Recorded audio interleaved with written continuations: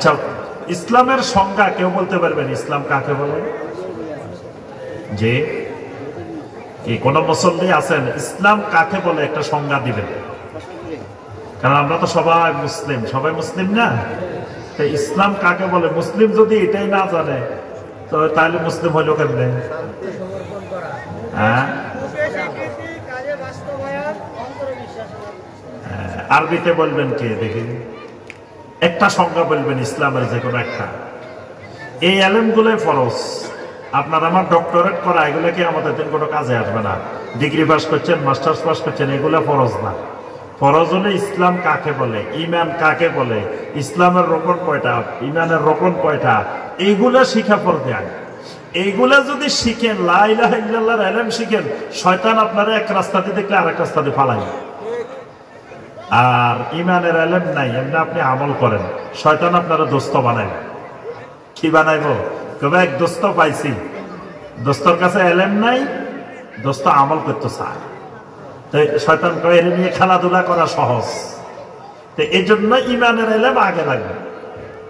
ইসলামের সংজ্ঞা দেখবেন আমাদের সাথে আসলে ইলমের মার্কাজের সম্পর্ক হয়নি, মদিনার ইলমের সাথে আমাদের সম্পর্ক হয়নি। এই কারণে সমস্যা। আরব দেশের একটা বাচ্চা, সৌদি আরবের একটা ধরেন ওয়ানে পড়ে বা শিশু শ্রেণীতে পড়ে বা নার্সারিতে পড়ে, এই ছেলেটাও জানে ইসলাম কাকে বলে। প্রথম তাকে শিক্ষা দেওয়া হয় ইসলাম কাকে বলে।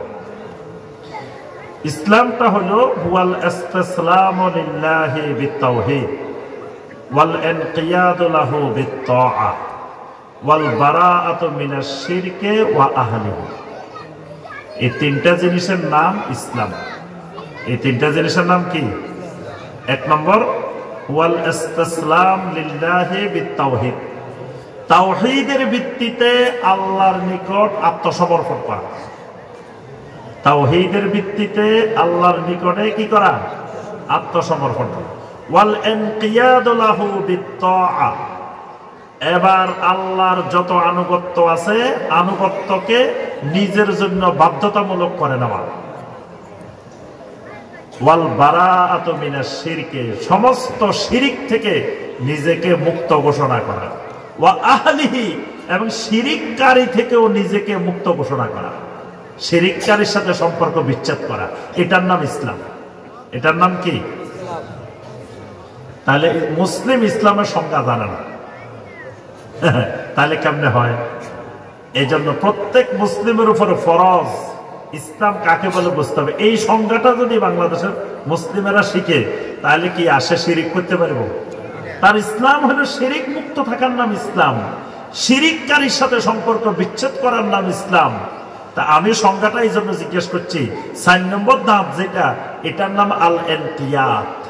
এই ইনকিয়াদ হলো ইসলামের মূল শর্ত, যে ওয়াল ইনকিয়াদু লাহু বিত-তাআ, মানে আল্লাহর আনুগত্যকে নিজের জন্য বাধ্যতামূলক করে নেওয়া। তো সম্মানিত ভাই ও বোনেরা, আমরা আর আজকে আলোচনা দীর্ঘায়িত করব না। আমরা সবাই লা ইলাহা ইল্লাল্লাহর 8টা ধাপ শর্ত ভালো করে শিখব, জানব, সেই আলোকে নিজের জীবন গড়ব, যাতে আল্লাহ রাব্বুল আলামিন আমাদের সবাইকে মৃত্যুকালীন সময় লা ইলাহা ইল্লাল্লাহ নিয়ে যেন কবরে যেতে পারি। আল্লাহ পাক আমাদের সবাইকে সে তৌফিক দান করুন।